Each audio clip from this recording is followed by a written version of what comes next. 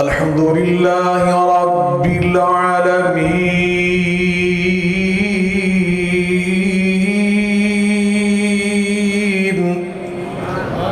والصلاة والسلام على سيد المرسلين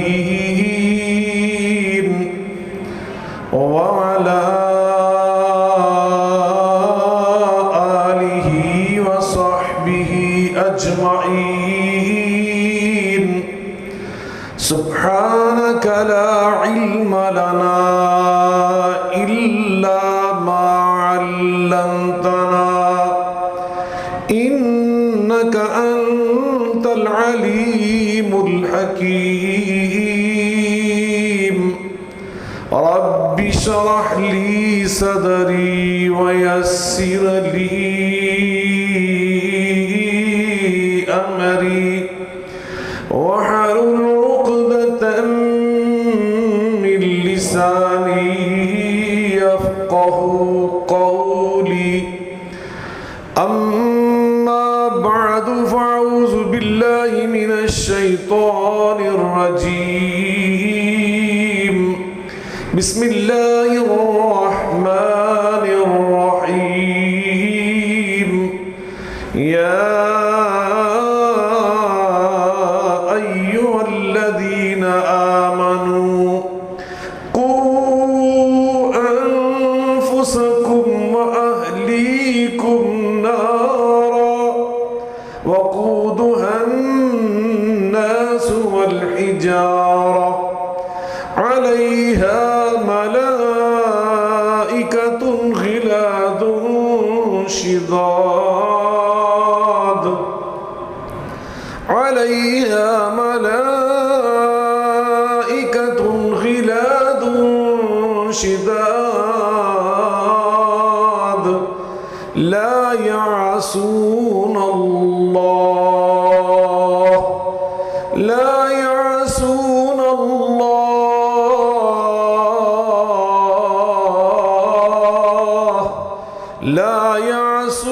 الله ما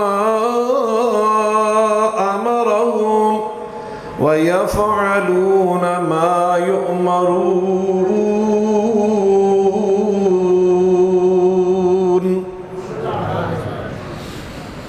بسم الله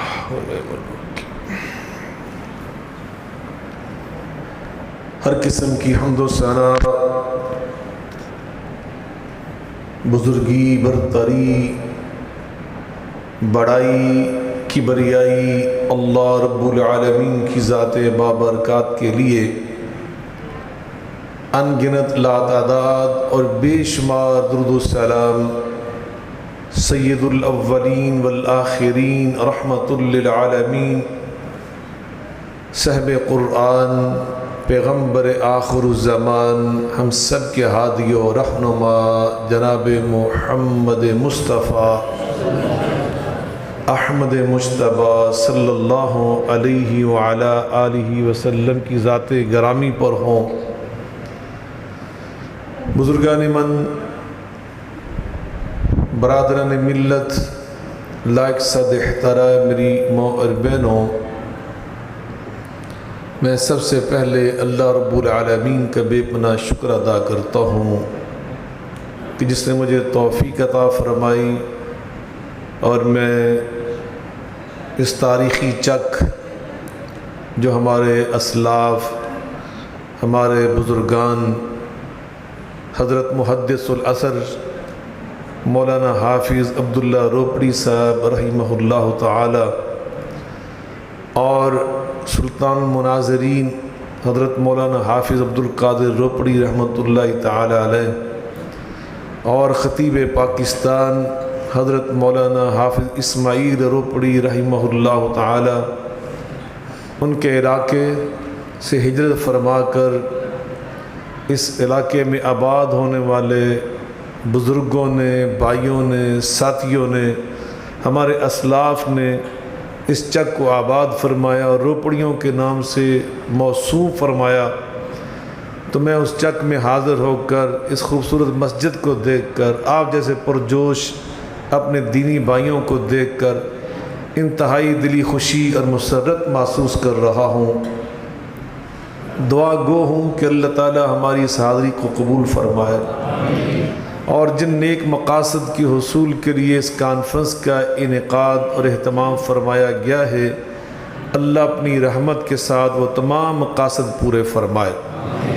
ابھی آپ مجھ سے قبل میرے برادر گرامی قدر خطیب پاکستان حضرت مولانا حافظ عبد الباسط شہو پوری صاحب حافظہم اللہ تعالی سے بہت ہی عالمانہ فاضلانہ خطاب سماعت فرما رہے تھے، اور ابھی انشاءاللہ میری اس تقریر کے فوراً بعد آپ کے سب نے استاد العلماء شیخ الحدیث مولانا قاری حافظ عبدالرزاق طاہر صاحب حافظہم اللہ تعالی بہت ہی ایمان افروز خطاب فرمائیں گے۔ میں دعا کرتا ہوں اللہ تعالیٰ میرے دینی بھائیوں کی عمر میں برکت فرمائے، ہمیں بھی اللہ صحت والی سلامتی والی طویل عمر عطا فرمائے، اور اللہ ہم سب کے دین اور دنیا کے سارے معاملات میں آسانیاں پیدا فرمائے۔ یقیناً میں اس کانفرنس میں حاضر ہونے کے لیے اپنے ذہن میں ایک تقریر کا تانا بانا بن کر لایا تھا کہ میں یہ بیان کروں گا۔ یہاں پہنچا تو حضرت حافظ صاحب جس عنوان پر گفتگو فرما رہے تھے، میں نے پھر مناسب سمجھا کہ انہی کی بات کو آگے بڑھا دوں تاکہ انہی کی باتوں کو تمہید بنا کر مجھے تیزی سے اختصار سے بات کرنے میں آسانی رہے۔ لیکن مجھے ایک فاضل نوجوان ابھی یہاں سے اٹھ کر کان میں ایک عنوان دیا، اور میری یہ ذمہ داری ہے کہ مقامی جماعت اپنے علاقے کی مناسبت سے، اپنے ماحول کی مناسبت سے جو بہتر عنوان سمجھتے ہیں وہی خطیب سے، مقرر سے، مہمان سے تقاضا کرتے ہیں، تو ان کا احترام کرنا چاہیے۔ چنانچہ میں نے ان کی اس تجویز کو، ان کے اس مشورے کو یا ان کے اس تقاضے اور مطالبے کو پذیرائی دی، اور میں انشاءاللہ کوشش کروں گا کہ میری ساری تقریر ان کے اس مطالبے کے مطابق اس عنوان پر ہو جس کی مناسبت سے میں نے ابھی خطبہ مسنونہ کے ساتھ قرآن مجید فرقان حمید کی ایک آیہ مبارکہ تلاوت کی ہے۔ عنوان یہ ہے کہ ہمارے گھر کیوں ٹوٹتے ہیں۔ ہمارے گھر مل کے بول لیں کہ تھک گئے ہو تو دعا کر لیے، تسی وہاں کے بہت دور پہ گئے میرے کو، اللہ برکت دے، دل پہ آئی میرے انشاءاللہ، اللہ کو سلامت رکھے۔ تازہ دم ہے جی، یہ تو حضرت دی مہربانی ہے کہ انہوں نے سچی آدھا ٹائم مینوں دیتا ہے۔ حق ان کا تھا کہ وہ پہلے سٹیج پہ تشریف لائے، آپ کے گاؤں میں پہلے تشریف لا چکے تھے، اور ہم تو روزانہ بھگتتے ہیں کہ مولوی تو پہلے تقریر کرنا ضروری سمجھتا ہے، لیکن یہ مولوی دیکھو کیسے نہیں، ایثار کیا انہوں نے، اللہ نے کچھ جزائے خیر عطا فرمائے۔ مجھے خود ٹیلی فون کر کے فرمایا کہ آپ آ جائیں، پہلے آپ تقریر کریں، تو یہ ان کی محبت ہے، اللہ انہیں اس کا اجر عظیم عطا فرمائے۔ عنوان یہ دیا کہ آج ہمارے معاشرے میں گھر کیوں ٹوٹ رہے ہیں۔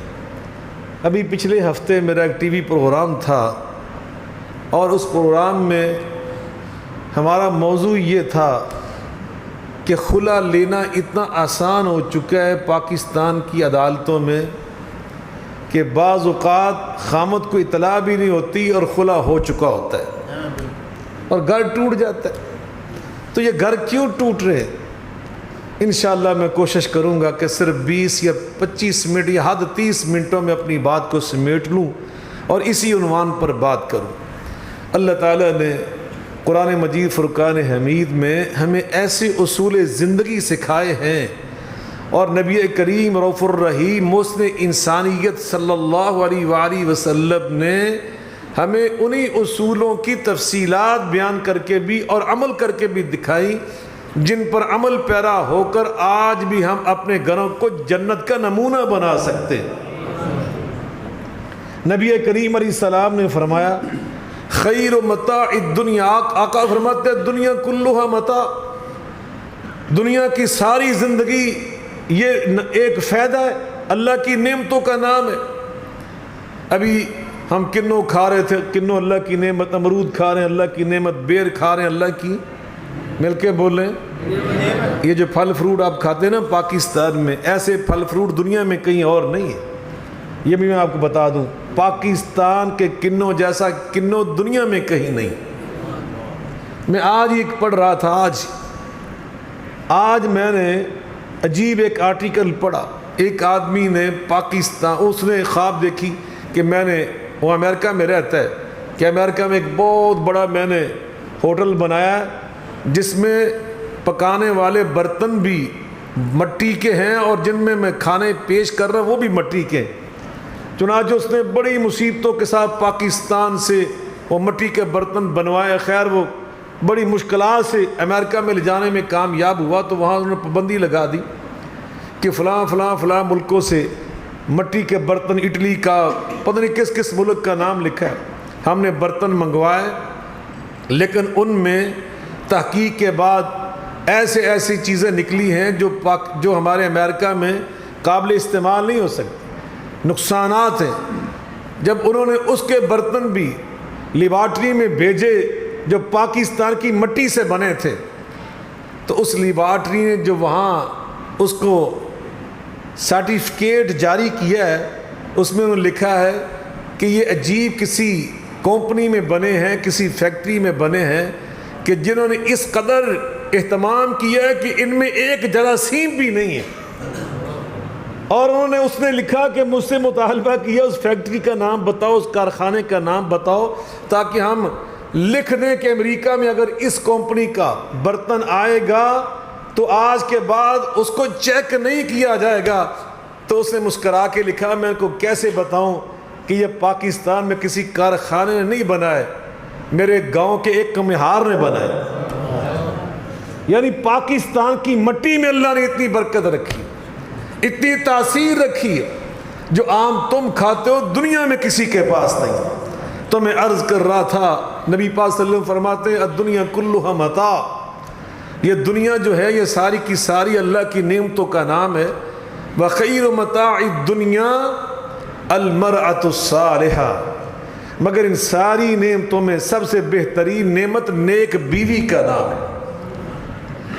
جب گھر بنایا جاتا ہے، گھر کسی سوسائٹی کی اکائی ہوتی ہے، کسی معاشرے کا، کسی گاؤں کا، کسی شہر کا، کسی ڈسٹرکٹ کا، کسی ڈویژن کا، کسی صوبے کا، کسی ملک کا، کسی اسٹیٹ اور ریاست کی اکائی، پہلا اس کا جو پرائمری یونٹ ہے اس کا نام گھر ہے، اور گھر تشکیل پاتا ہے خامد اور بیوی سے۔ نبی کریم علیہ الصلوۃ والسلام نے ہمیں پہلی اکائی قائم کرنے کے لیے کیا اصول زندگی عطا کیا کہ کن بنیادوں پر اس پرائمری یونٹ کو قائم کرو۔ آقا فرماتے ہیں تنکح المرأة لا تنکح المرأة الا لاربعین، فرمایا جب بھی بیوی کا انتخاب کرو تو 4 خوبیاں ضرور دیکھا کرو، اور ان میں سب سے اعلیٰ خوبی آقا فرماتے ہیں وَلِدِينِهَا فَاظْفَرْ بِذَاتِ الدِّينِ، دین والی بیوی تلاش کیا کر اگر تو کامیابی چاہتا ہے، کل آنے والی تیری اولاد اور تیری نسل کی پہلی درسگاہ وہ تیری بیوی نے بننا ہے۔ ہمارے بڑے فرمایا کرتے تھے مرد پڑا تو فرد پڑا، مرد پڑا تو کیا پڑا، گلاں سمجھ آن رہی ہیں؟ کیوں جناب؟ خوش ہو جی گلا نے موضوع ایسا تو ہی دیتا ہے۔ اور ادھر ایک بزرگ اٹھ کے آئے نے، کی نام جناب دا؟ بھائی عبدالعزیز، میں نے کان چکایا کثرت نہ قرآن پڑھ کے سنایا، یا ان موضوع سن لو یا کلا قرآن سن لو، کہ دونیں سننے جے ہیں روپڑیوں چوپڑیاں نالے دو نالے آدھی مرضی دا موضوع سننا ہے، نالے اللہ دا قرآن سننا ہے۔ انشاءاللہ اللہ کو سلامت رکھے، انشاءاللہ سارا کچھ بیان کریں گے، لیکن منٹ پچھے 5 رہ گئے، یہ بھی یاد رکھیا جی۔ 30 منٹ میں تقریر کرنی، 5 منٹ ہوگی، 5 منٹ باقی نہیں انشاءاللہ۔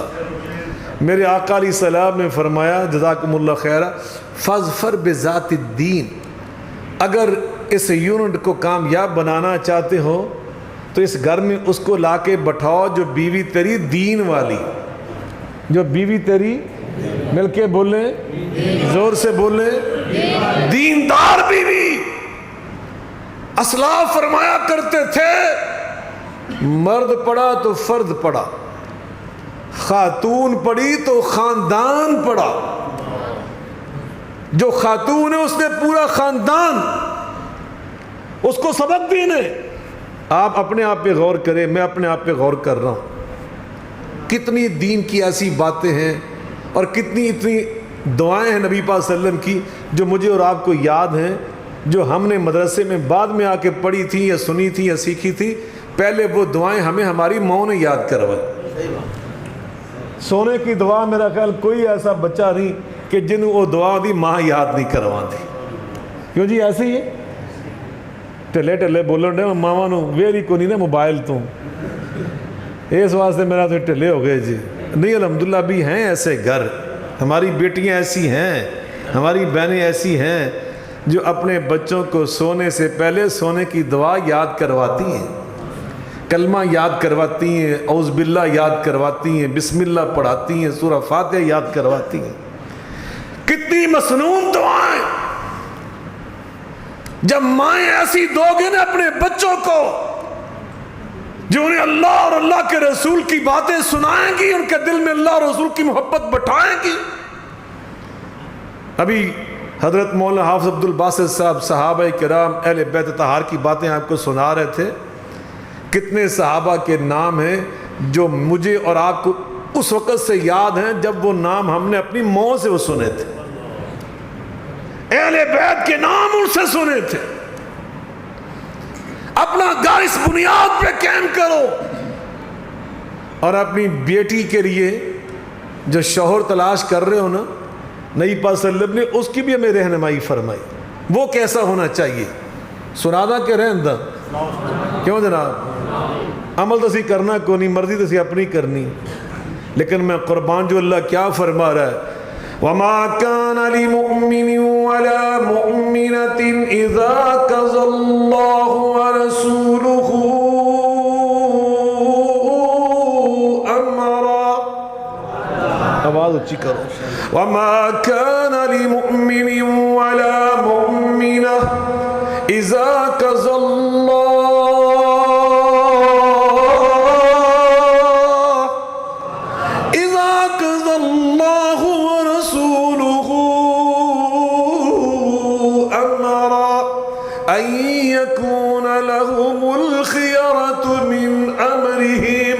وَمَن يَعْصِ اللَّهَ وَرَسُولَهُ فَقَدْ ضَلَّ ضَلَالًا مُبِينًا۔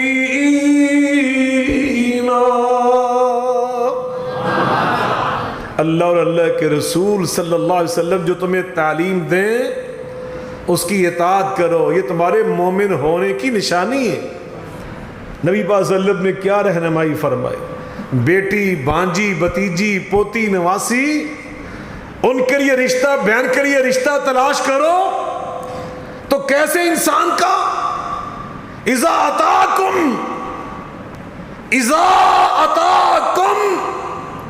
من ترضون دینہ وخلقہ فزوجوہ فإن لم تفعلوا فتکن فتنۃ فی الارض وفساد عریض۔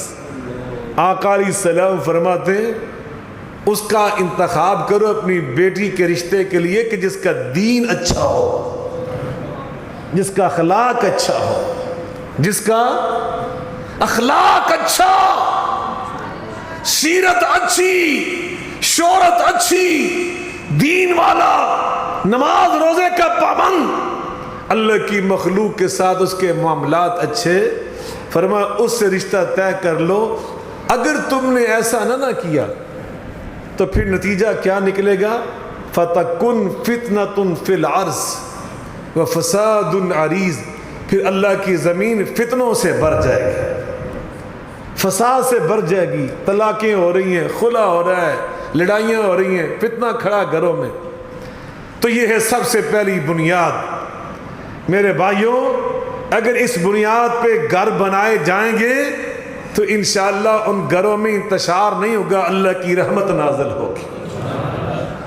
جس گھر میں قرآن پڑھا جائے، اللہ اکبر، آپ نے بھی دیکھا ہوگا، میں نے تو اپنی آنکھوں سے یہ منظر اپنے گھر میں دیکھا ہے، واللہ ہماری مائیں، ہماری خالہ، میں نے ان کو دیکھا ہے، روزانہ ان کی تلاوت 7 پاروں پر مشتمل ہوتی تھی۔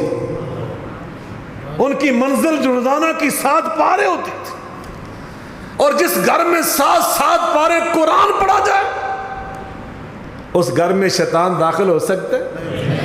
نبی پاک صلی اللہ علیہ وسلم نے تو یہاں تک گارنٹی دی، گھر والا بسم اللہ پڑھ کر گھر کا دروازہ بند کر دے تو شیطان اپنے چیلوں سے کہتا ہے ہم اس گھر میں داخل نہیں ہو سکتے۔ بسم اللہ پڑھ کے کھانا شروع کرے تو اپنے چیلوں سے کہتا ہم یہاں سے ایک لقمہ نہیں اٹھا سکتے۔ اور جس گھر میں کئی پارے قرآن پڑھا جائے، اللہ قرآن میں فرماتا ہے اقیم الصلاۃ لدلوک الشمس الی غسق اللیل،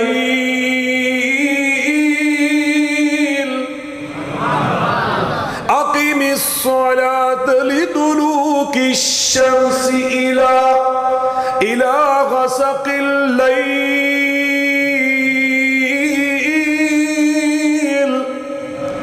وقرآن الفجر وقرآن الفجر إن قرآن الفجر كان مشهودا۔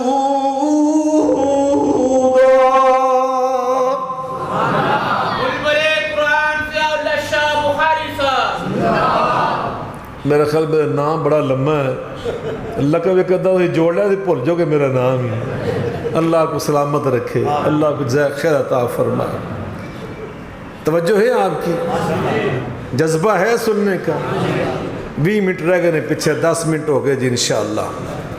میں تانوں نہ مطمئن کرنا پہ تسی پریشان نہ ہو کہ 20 منٹ ہی رہ گئے انشاءاللہ ہے۔ اللہ کو سلامت رکھے۔ توجہ ہے، اللہ فرما رہے جہاں قرآن پڑھا جاتا ہے نماز فجر میں، اِنَّ قرآن الفجر کان مشہودا، اس کی خوشبو آسمانوں تک پہنچتی ہے اور وہاں سے فرشتوں کو کھینچ کر اس گھر میں لے آتی، اس مسجد میں لے آتی۔ خواتین کے لیے نماز اپنے گھر میں پڑھنا افضل۔ جب ایک نمازی ماں، نمازی بیوی، نمازی بیٹی، نمازی بہن وہ گھر میں نماز فجر پڑھتی ہے، اللہ اکبر۔ آپ ذرا توجہ کریں، آپ میں سے بہت سارے ایسے خوش نصیب ہیں جنہوں نے کبھی تہجد کے ٹائم اپنی ماں کو تہجد میں گنگناتے ہوئے قرآن پڑھتے ہوئے سنا ہوگا۔ وہ ان کی آوازیں ابھی تک کانوں میں سنائی دیتی ہیں۔ اللہ کے ساتھ جو مناجات کرتی تھی اور جو ان کا وہ درد بھرا، سوز بھرا وہ اسلوب بیان ہوتا تھا، قرآن پڑھنے کا انداز ہوتا تھا، اللہ فرماتے ہیں جہاں ایسا قرآن کا ماحول ہوتا ہے وہاں تو میرے فرشتے بھی پہنچ جاتے ہیں۔ مجتمع قوم فی بیت من بیوت اللہ یتلون کتاب اللہ ویدارسون بینہم الا حفتهم الملائکہ وغشیتهم الرحمہ ونزلت علیہم السکینہ وذکرہم اللہ فی من عندہ۔ جہاں قرآن پڑھا اور سنا جاتا ہے اس کو سننے کے لیے آسمان سے فرشتے بھی نازل ہو جاتے ہیں۔ اگلی بات کروں گا تو آپ کا ایمان تازہ ہو جائے گا۔ جہاں فرشتے آ جاتے ہیں وہاں سے شیطان بھاگ جاتے ہیں۔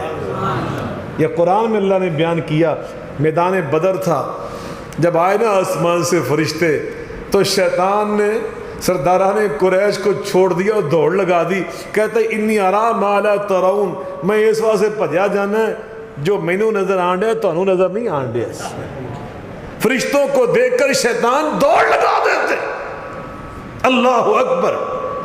اور صحابہ میں ایک ہستی ایسی تھی، حضرت سیدنا عمر فاروق رضی اللہ تعالی عنہ، نبی پاک صلی اللہ علیہ وسلم نے ان کے بارے میں فرمایا میرے عمر ما لقیک الشیطان سالکا فجا الا سلک فجا غیر فجک، تو جس گلی اور بازار سے گزر جاتا ہے شیطان اس راستے کو چھوڑ کر بھاگ جاتا ہے۔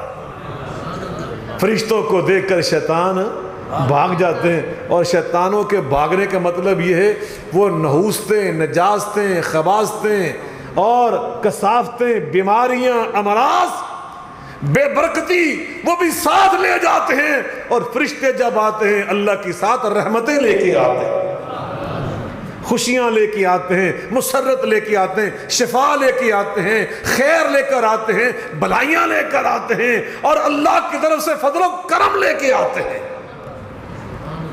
اور اگلی بات میں نے تمہیں اگر سنائی نا تو کم از کم 1 سال آپ کو اس کی لذت اور مٹھاس یاد رہے گی۔ اس واسطے اگلے سال واسطے ادھار نہ کر لیے، کیوں رو پڑی ہو؟ کیا جی آج ہی سننا جی۔ اگلی بات سنو، اللہ سورہ یونس میں بیان کرتے ہیں۔ کون سی سورت؟ سورہ یونس میں اللہ بیان فرماتے ہیں، جس گھر میں قرآن پڑھتی ہے نا خاتون، اللہ فرماتے ہیں وَمَا تَكُونُ فِي شَأْنٍ وَمَا تَتْلُو مِنْهُ مِنْ قُرْآنٍ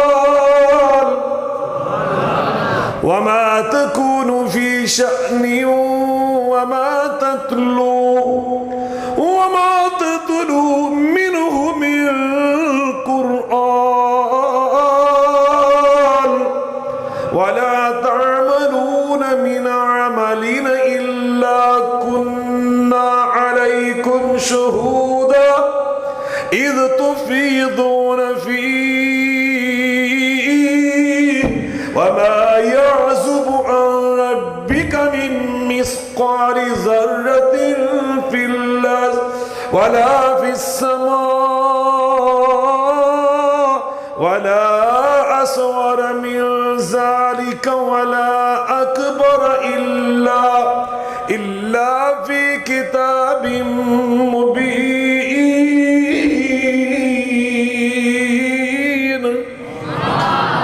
میرے اللہ فرماتے ہیں اللہ اکبر، وَمَا تَتْلُو مِنْهُ مِنْ قُرْآنٍ، جب کسی گھر میں قرآن پڑھا جاتا ہے تو وہاں میرے فرشتے تو آتے ہی ہیں۔ کیا میرے اللہ نے فرمایا؟ ذرا دل متوجہ کر کے سننا، إِلَّا كُنَّا عَلَيْكُمْ شُهُودًا، وہاں اس قرآن کو سننے کے لیے میں اللہ خود حاضر ہو جاتا ہوں، میں خود اللہ۔ اور جس گھر میں میرا اللہ آ جائے، کیسے آتا ہے؟ اپنی رحمت کے ساتھ، اپنی نظر رحمت کے ساتھ، اللہ اکبر۔ اور جس گھر پہ میرے اللہ کی نظر رحمت ہو جائے، اس گھر کا بیڑا پار ہوگا یا نہیں ہوگا؟ اس گھر کے بچے کامیاب ہوں گے یا نہیں ہوں گے؟ اس گھر کی بیماریاں دور ہوں گی یا نہیں ہوں گی؟ اس گھر کے قرضے اتریں گے یا نہیں اتریں گے؟ اس گھر کے کھیت کا پیرا میرا رب اپنے فرشتوں کے ذریعے کروائے گا یا نہیں کروائے گا؟ اور گھروں میں قرآن تو پڑھ کے دیکھو، ایسی بیویوں سے اپنے گھر تو بسا کے دیکھو جو دین والی ہوں۔ اور دین والی بیٹی کے لیے بندہ و لب کے لے آؤ جو دین والا ہے، اس کی برابری کا ہو، وہ بیچاری نمازی، پرہیزگار، متقی، قرآن پڑھنے والی ہو، اور لا کے کہ بے دین، بد تہذیب، بدتمیز، غیر مہذب، بد اخلاق اس کے پلے باندھ دو۔ نبی کریم علیہ السلام کے پاس ایک بچی آئی، صحابیہ، اس نے کہا اللہ کے رسول صلی اللہ علیہ وسلم، میں اپنے بابا کی شکایت کرنا چاہتی ہوں، میرا باپ میرا رشتہ اپنے حقیقی بھتیجے کے ساتھ کرنا چاہتا ہے کہ جس کا اخلاق اچھا نہیں ہے، اور اس لیے اس کے ساتھ کرنا چاہتے لِيَرْفَعْ خَسِيسَتَهُ، تاکہ اپنے اس بھتیجے کی جو شہرت اچھی نہیں ہے اس کو بہتر کرنا چاہتا ہے معاشرے کے اندر، میرا رشتہ اس کے ساتھ کر کے۔ میرے آقا علیہ السلام نے فرمایا بیٹی میں تجھے حق دیتا ہوں، اگر تو اس کو پسند نہیں کرتی اور دین کے لحاظ سے اپنے برابر نہیں سمجھتی، میں یہ رشتہ کبھی نہیں ہونے دوں گا۔ اس بیٹی نے کہا نہیں اللہ کے رسول، میں بس یہ دنیا کو پیغام دینا چاہتی تھی کہ میرے نبی پاک کے دین میں بیٹیوں کا بھی کوئی حق ہے، انہوں نے بھی خیال رکھا کرو، میں توس تاندی نہ کرا کرو۔ اللہ اکبر، انسان ہے وہ انسان، ان کو دین پڑھاؤ، قرآن والی، ایمان والی، دین والی، تقوی والی بناؤ، اور پھر ان کے لیے رشتے بھی کیسے ڈھونڈ کر لاؤ۔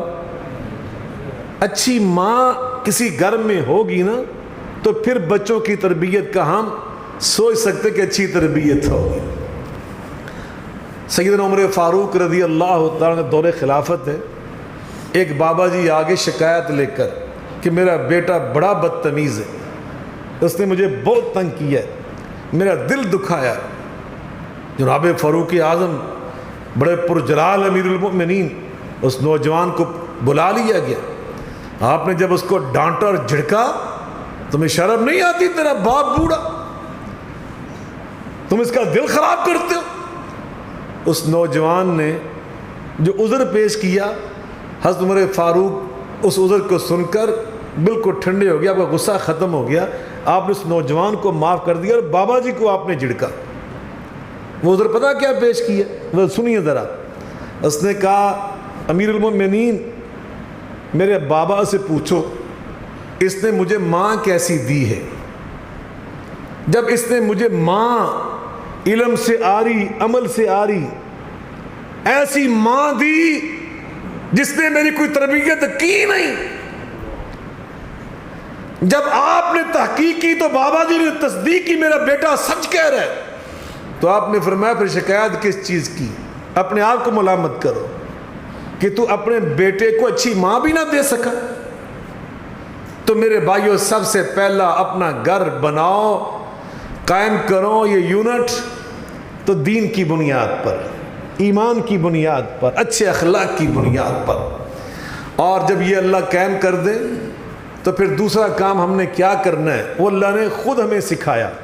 سنیے سورہ الفرقان میں اللہ فرماتے ہیں والذین یقولون ربنا هب لنا من ازواجنا وذریاتنا قرۃ اعین والذین یقولون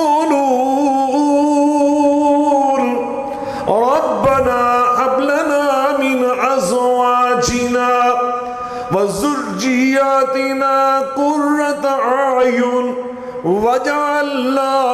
وجعلنا للمتقین اماما۔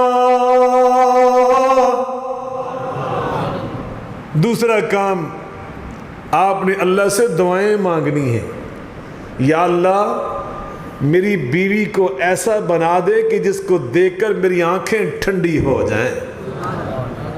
اور بیویوں کے لیے بھی یہی تعلیم ہے کہ وہ بھی دعا کریں، یا اللہ میرا خامد ایسا ہو جس کو دیکھ کر میری آنکھیں ٹھنڈی ہو جائیں۔ ایمان والا شوہر اپنی بیوی کو نماز پڑھتے ہوئے دیکھ کر اپنی آنکھوں میں ٹھنڈک محسوس کرتا ہے، اپنی بیوی کو قرآن پڑھتے ہوئے دیکھ کر خوشی محسوس کرتا ہے۔ اور اسی طرح بیوی، نبی پاک علیہ السلام نے فرمایا نظر اللہ عمران، اللہ پاک اس خامد کا چہرہ تر و تازہ رکھے جو تہجد کے ٹائم اٹھتا ہے اور پانی کے چھینٹے مار کر اپنی بیوی کو بھی اٹھا دیتا ہے، یا بیوی بیدار ہوتی ہے تو تہجد کے لیے اپنے خامد کو بھی بیدار کر دیتی ہے۔ دعائیں کرو، دعائیں اللہ سے اپنی بیوی کے لیے، وذریاتنا، اور اپنی اولاد کے لیے۔ کس کے لیے؟ مل کے بول لیں، اونچی بول لو، ماں باپ کی دعائیں۔ نبی پاک صلی اللہ علیہ وسلم فرماتے ہیں لا تدعوا علی انفسکم، لا تدعوا علی اولادکم ولا علی اموالکم، کبھی اپنی اولاد کو غصے میں آ کر بد دعا نہ دے بیٹھنا۔ ماں باپ کی بد دعا، نبی پاک نے فرمایا بات کو ایسے نکلتی ہے ادھر قبول ہو جاتی، اس لیے بد دعا نہ دو اور دعائیں دو۔ اور ماں کی دعا تو اتنی مشہور ہو گئی ہے کہ ہر رقشے کے پیچھے لکھا ہوتا ہے ماں کی دعا، ماں ایڈا علم سارے کو لے آ گیا ہے، ماں کی دعا تے ابا جی کی دعا۔ اے میں کدی نہیں لکھا ویکھیا، میں روز پڑھنا ہے رقشیاں دے پیچھے، ٹرکاں دے پیچھے، بساں دے پیچھے، کہ کسی نے لکھیا ہوئے، کسی نے لکھے نہیں۔ تو نبی پاک نے جو فرمایا نا 1400 سال پہلے ابا جی دی دعا دے بارے وہ بھی سن لو، تمہارا ایمان تازہ ہو جائے۔ بے شک ماں کی دعا ایسی ہے، اللہ کی قسم ماں کی دعا سے ہم نے ڈاکو ولی بنتے دیکھے۔ ماں کی دعا انسان کو خساروں سے نکال کر کامیابیوں کی منزلوں پہ قائم کر دیتی ہے، لیکن باپ کی دعا، حدیث نبوی سنو، میرے آقا علیہ السلام فرماتے ہیں ثلاث دعوات دعوات لا ترد، 3 بندوں کی دعا ایسی ہوتی ہے اللہ کبھی رد ہی نہیں کرتا، کبھی رد نہیں کرتا۔ ان 3 میں سے میں ایک سناتا ہوں، 2 ادھار کرتا ہوں۔ فرمایا ودعوت الوالد، جب باپ اپنی اولاد کے لیے ہاتھ اٹھا کر دعا کرتا اللہ ضرور قبول فرما لیتا ہے۔ یارو ہم کتنے بد نصیب ہوں گے کہ اگر ہم اپنی اولاد کے لیے دعا بھی نہیں کر سکتے، اس یقین کے باوجود، ایمان کے باوجود کہ نبی پاک علیہ السلام نے فرمایا دعا رد ہی نہیں ہوتی جب باپ اپنی اولاد کے لیے دعا کر دیتا ہے۔ دعا کیا کرو اپنی اولاد کے لیے، گھر کیسے ٹوٹیں گے؟ باپ دعائیں مانگنے والا ہو، مائیں دعائیں مانگنے والی ہو، وہ گھر ٹوٹتے نہیں بلکہ مضبوط سے مضبوط ہوتے چلے جاتے ہیں۔ ہمارے بزرگ فرمایا کرتے تھے کہ میں نے اپنی اولاد کو دعا دی ہے اور میری دعا 7 پشتوں تک جائے گی، اور قرآن میں اللہ نے یہ بیان کیا ہے۔ حضرت عمران کی بیوی اللہ نے جو قرآن میں بیان فرمایا، حضرت مریم کی والدہ، انہوں نے دعا کیا دی تھی؟ انی اعیذھا وذریتھا، یا اللہ میں اپنی بیٹی کو دعا دے رہی ہوں اور میری بیٹی کو جو تو اولاد عطا کرے گا میں اس کو بھی دعا دے رہی ہوں، جو ابھی آئی نہیں، ابھی بیٹی گود میں، مگر اللہ والے اپنی نسلوں کے لیے دعائیں کرتے ہیں، اپنی نسلوں کے لیے۔ اور ہم کیسے باپ ہیں کہ نسلوں کے لیے کیا ہم اپنی اولاد کے لیے دعا نہیں کر سکتے؟ اللہ کرے میں اور آپ آج کے بعد کثرت سے اپنی اولاد کے لیے دعائیں مانگنے والے بن جائیں۔ مانگو گے دعا؟ یارو اپنے اندر تبدیلی پیدا کرو، اپنے اندر انقلاب پیدا کرو۔ یہ دل سے یہ پروگرام کس لیے ہم کرتے ہیں؟ آپ نے علماء کو کس لیے بلایا؟ اس لیے بلایا کہ کوئی عمل ہم سیکھیں۔ گھر ٹوٹنے سے بچانا چاہتے ہو تو یہ بنیادیں اپنے گھر میں قائم کرو جو اللہ رسول نے ہمیں سکھائی۔ اگاں ٹریے کے بس کریے، 5 کو سہولتیں بیان ہونے چاہیے نا، تو کنے ہوئے نے؟ 2 ہوئے نے، اجے صرف 2 میں بیان کیتے نے، 2 ہے نا جی، ویکھو نا مولوی عبدالعزیز پوری توجہ ماشاءاللہ۔ تیسرا اصول توجہ فرمائیں، تیسرا اصول یہ ہے میرے بھائیوں، من لم یوقر کبیرنا ولم یرحم صغیرنا فلیس منا۔ نبی کریم علیہ السلام فرماتے ہیں جو بڑوں کا ادب نہ کرے اور چھوٹوں کے ساتھ شفقت نہ کرے وہ میری امت سے نکل جاتا ہے۔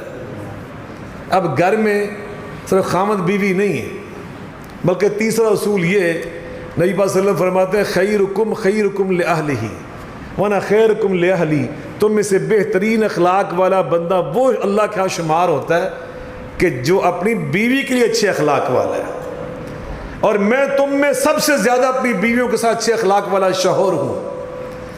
اور اخلاق یہ اتنی بڑی نیکی ہے، نبی پاک صلی اللہ علیہ وسلم فرماتے ہیں ما شیئن اسقل فی میزان المؤمن من حسن خلق ہی، قیامت کے دن مومن کے ترازو میں سب سے وزنی نیکی اس کا اچھا اخلاق ہوگا۔ ما شیئن اسقل فی میزان المؤمن یوم القیامت من حسن خلق ہی، سب سے وزنی نیکی کا نام اچھا اخلاق۔ اکمل المؤمنین ایمانا احسن خلقا، فرمایا سب سے مکمل ایمان والا وہ ہے جس کا اخلاق سب سے اچھا ہے۔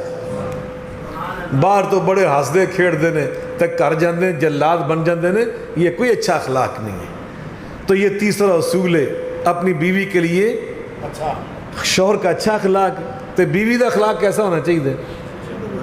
سارا دن سہیلیاں نہ تو موجاں گلاں کر دیاں نے، پیکج لگے ہوئے نے 3-3 گھنٹے دے بھیناں نال، ماں نال، پھوپھیاں نال، سارے نال ہو رہی ہیں۔ خامد بیچارہ آندا نہ کرو باہروں گھر آیا تو نال ہی جناب مصیبت پہ جائے۔ نہیں، ایسا نہیں ہے۔ نبی پاک نے فرمایا اچھی بیوی وہ ہوتی ہے جب خامد آتا ہے نا گھر، اذا رات سرہ، پہلی نظر ہی جب بیوی پڑتی ہے تو اس کو خوش کر دیتی ہے۔ جب وہ کہتی ہے جی صد بسم اللہ، خوش آمدید، اچھے اخلاق سے پیش آتی۔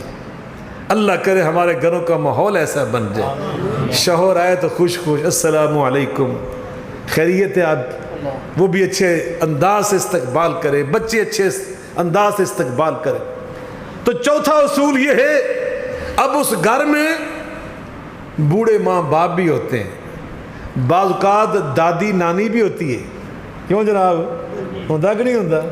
گھراں جے بھی ہوندے نے بزرگ، تو اسی کہنے کی مصیبت پہ گئے۔ بعض اوقات پھپھو ہوتی بیچاری، کوئی بیوہ پھپھو، خالہ، کوئی بڑی بہن، وہ بزرگ خواتین ہوتی ہیں، بزرگ بابا جی ہوتے ہیں۔ اب ان بزرگوں کو تم اپنے لیے بوجھ سمجھتے ہو، پریشانی سمجھتے ہو، مصیبت سمجھتے ہو، اور کو سنبھالنا۔ نبی کریم علیہ السلام نے بشارت دی، دل کی تختی پہ لکھ لو، تمہارا ایمان تازہ ہو جائے گا۔ آقا علیہ السلام فرماتے انما تنصرون وترزقون بضعفائکم، اللہ جو تمہاری مدد کر رہا ہے اور تمہیں روزی عطا کر رہا ہے، یہ تمہارے کمال اور تمہاری کاریگری سے نہیں، بضعفائکم، تمہارے گھر میں جو کمزور اور ضعیف اور بزرگ خواتین اور بابے ہیں، یہ ان کی برکت سے اللہ تمہیں روزی عطا کر رہا ہے۔ بعض اوقات بندہ کئی مصیبتوں سے بچا ہوتا ہے اور بزرگوں کی وجہ سے، ان کی دعائیں ہوتی ہیں، ان کا وجود برکت والا ہوتا ہے۔ بدقسمت ہیں وہ لوگ جو اپنے بوڑھے ماں باپ کو اب بن گئے ہاؤس۔ ہم نے تو یورپ میں دیکھے تھے، سن 84 میں، 88 میں، 92 میں، بہت دفعہ میں گیا تو یہ ہم نے وہاں دیکھا تھا، اولڈ ایج ہوم، جو بڑی عمر کے لوگوں کے لیے الگ گھر بنا دیے جاتے ہیں۔ گھر والے اٹھا کے وہاں پھینک آتے ہیں بابا جی کو، یہ ساڑھے کام دے نہیں رہے، انہوں تسی سنبھالو۔ اور پھر سال کے بعد چیتا آ جاندہ ہے انہوں کہ جناب آج مدر ڈے، آج فادر ڈے۔ میں کئی دفعہ ٹی وی پروگراموں میں ان کی حجامت بنا چکا ہوں۔ یہ تمہارا کلچر ہے، یہ تمہاری تہذیب ہے، اور ہمارا کلچر مسلمانوں کا یہ ہے کہ ہمارا ہر گھر، اس کا ہر دن فادر ڈے بھی ہے اور مدر ڈے بھی ہے۔ ہم تو روزانہ والدین خدمت کرنا اجر سمجھتے اور نیکی سمجھتے اور اپنے لیے باعث برکت سمجھتے۔ میں آج خطبہ جمعہ کے اندر بھی یہ واقعہ سنا کے آیا اتفاقاً کہ میرے ایک ٹی وی اینکر ہیں، ان کا نام ہے محمد شاہ نواز رانا، وہ عرصہ دراز میں ساتھ دین حیات ایک پروگرام کرتے رہے، اب وہ مفتی آن لائن کرتے ہیں ہمارے ساتھ۔ انہوں نے یہ واقعہ خود سنایا، کہنے لگے میں لاہور کے ایک اولڈ ایج ہوم، سمجھتے ہیں اس کا معنی کیا ہے؟ اولڈ ایج ماشاءاللہ پڑھے لکھے لوگ، بڑی عمر کے لوگوں کے گھر ہوم۔ تو کہتے میں گیا تو چلتے چلتے اچانک ایک خاتون جو بڑی اماں تھی، ماں جیسی، اس نے مجھے دیکھا، میں نے اس کو دیکھا، اس نے مجھے پہچان لیا، میں نے اس کو پہچان لیا۔ وہ میرے ایک دوست جو بہت بڑے افسر تھے، ان کی ماں تھی۔ اگلی بات سناؤں گا تو آپ کا دل ہل جائے گا۔ کہتے اس بوڑھی اماں نے، اس بوڑھی ماں نے میرا ہاتھ پکڑ لیا اور مجھے ایک طرف اکیلے کو لے گئی اور میرے آگے ہاتھ باندھ کے کہتی بیٹا شاہ نواز، تو نے مجھے پہچان لیا کہ میں کس کی ماں ہوں؟ اللہ کے لیے تو ٹی وی پہ بیٹھ کے پروگرام کرتا ہے، اب ٹی وی پر میرے بیٹے کا نام نہ کہیں لے لینا، مگر میرے بیٹے کی عزت میں فرق پڑ جائے گا۔ اور ماں بیچاری وہاں بیٹھ کے تیری عزت کا خیال کر رہی۔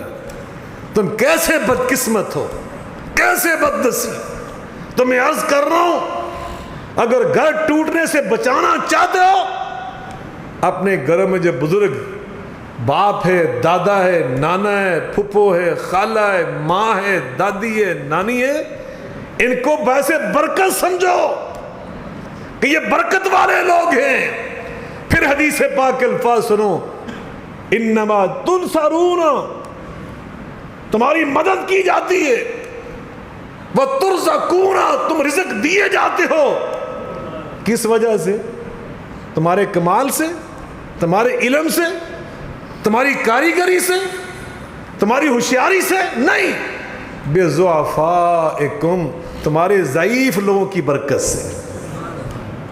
ایک گل یاد رہے گی، اللہ پاک سامنے گلاں یاد رکھن دی توفیق عطا فرمائے، پھر عمل کرن دی بھی توفیق عطا فرمائے۔ لو آخری بات، پھر باقی انشاءاللہ باتیں۔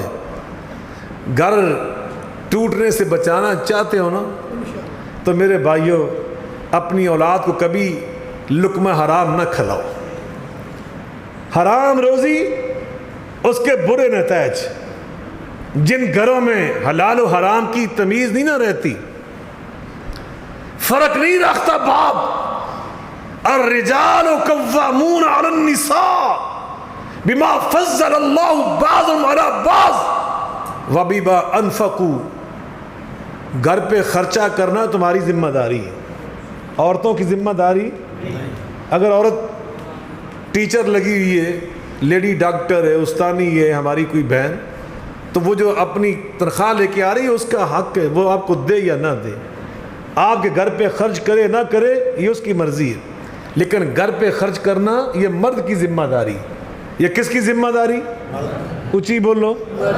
لیکن یاد رکھو، امام بخاری رحمۃ اللہ علیہ بچپن میں یتیم ہو گئے، اور ماں کی دعاؤں سے اللہ پاک نے انہیں اٹھا کر امیر المحدثین بنا دیا۔ لیکن اگلی بات میں جو سنانا چاہتا ہوں، ان کے والد گرامی، ان کا نام پتہ کیا تھا؟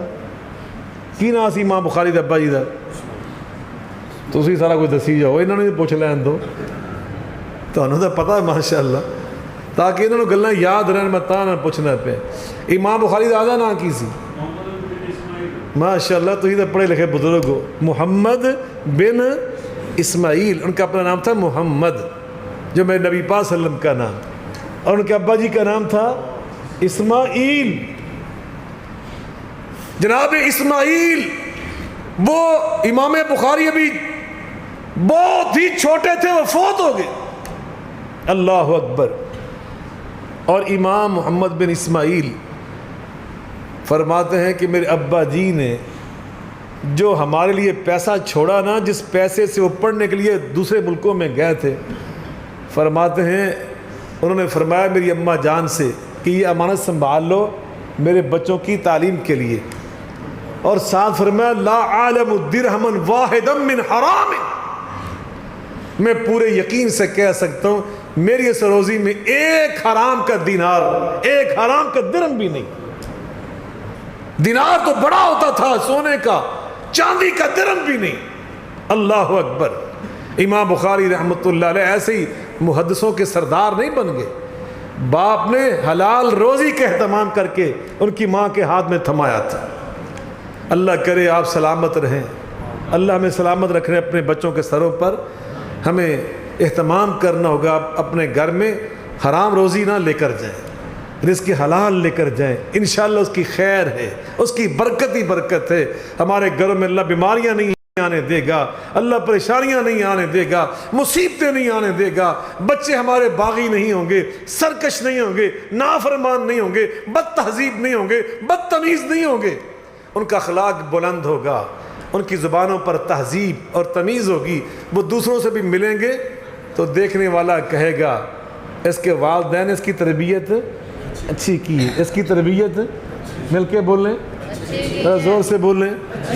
میں رات سفر کر رہا تھا کچھ سال پہلے، میرے بانجے سید حسن احمد بخاری ان کا نام ہے، یہ آپ کے بھتیجے میرے بڑے بیٹے ہیں ڈاکٹر سید اسامہ بخاری، تو وہ اس وقت میرے ساتھ سفر کر رہے تھے، رات کا ٹائم تھا، سردیوں کی رات تھی، بڑی سنسان سڑک پہ ہم جا رہے تھے جلسہ کر کے، تو پولیس نے ہمیں روک لیا۔